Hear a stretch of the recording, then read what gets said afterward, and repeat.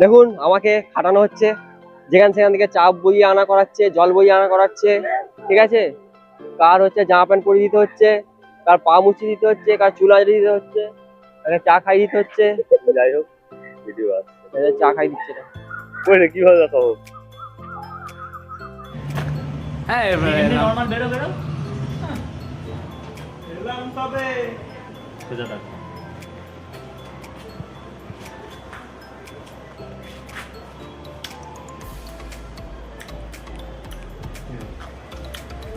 Hello guys, এখানে আমাদের shoot চলছে।